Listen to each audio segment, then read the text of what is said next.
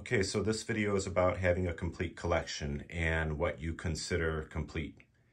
Everybody has a different idea of how many actual figures you should have in order to call your collection complete. This is what I wanted to call mine complete. When Star Wars came out, there were 21 figures that premiered on Star Wars cards, 29 that premiered on Empire Strikes Back cards, 31 that premiered on Return of the Jedi cards, and then 15 that premiered on Power of the Force. And then there was some that never came out on card backs, but a lot of us consider figures that you should have to call your collection complete. And this is mine. So get a little bit closer here. You'll notice I have big head Han and small head Han.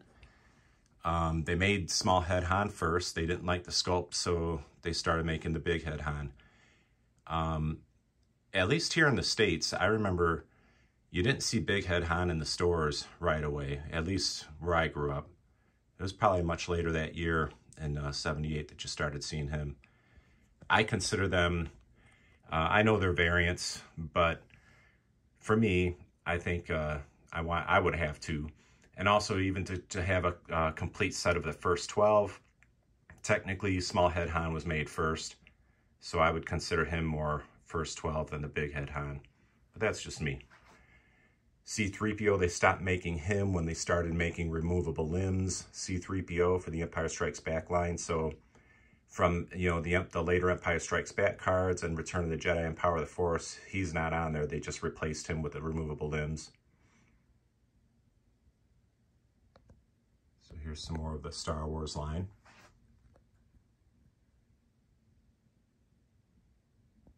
Same with R2-D2. They stopped making him during the Empire Strikes Back run when they started making the sensor scope R2. So he no longer appeared on the back of the cards either. So the Power of the Force card backs say collect all 96, but then there was two R2-D2s and a C-3PO that they don't include. Yak Face isn't included on that either, so that makes 100 there. And here's some Empire Strikes Back figures.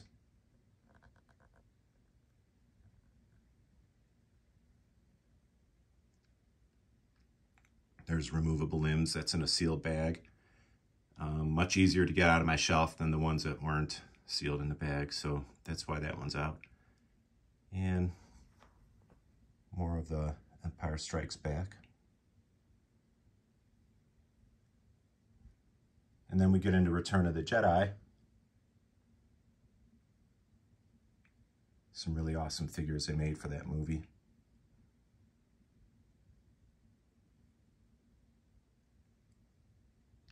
So this is, like I said, just one representation of each figure. Not all these are complete. I was going for what was easiest to get out of the display because I'll show you in a second. So that's Return of the Jedi figures. It's just easy to knock a bunch of them over, pulling them out of there. So I just got what was easiest to get to. And then the Power of the Force figures. Some of the most expensive ones to buy nowadays. And then over here, I have some that did not come out on card backs. They're not listed on the back of the card backs as collect all 96, but I considered for myself, I wanted these to call my collection complete. So there's Trash Compactor Monster, came with the Death Star. Hoth Wampa just came in his own box. You got Jabba, that's the Lady version, and Salacious Crumb, those came with the Jabba the Hutt playset. Jabba's Palace Band came in their own box together. We'll go down here. That is what I have left of, that's all I have left of my Droid Factory from when I was a kid. There was a full R2-D2 that you could make in the Droid Factory. They had a third leg in the middle. So a lot of people consider that one of the figures to have complete too. And then of course there's Blue Snaggletooth, who was only made for the Sears Cantina. It's the Sears exclusive Cantina set. And while some people consider it a variant of the Red Snag, to me it's a totally separate figure. The only reason to not have one in your collection is because they're expensive. But if you can afford one, I think if you're going to call your collection complete, for me anyway, for me to call it complete, I had to have him. You know, to me, it's just two different snaggletooths, just like over here. You have two different Bespin guards. You have the white one and the black one. So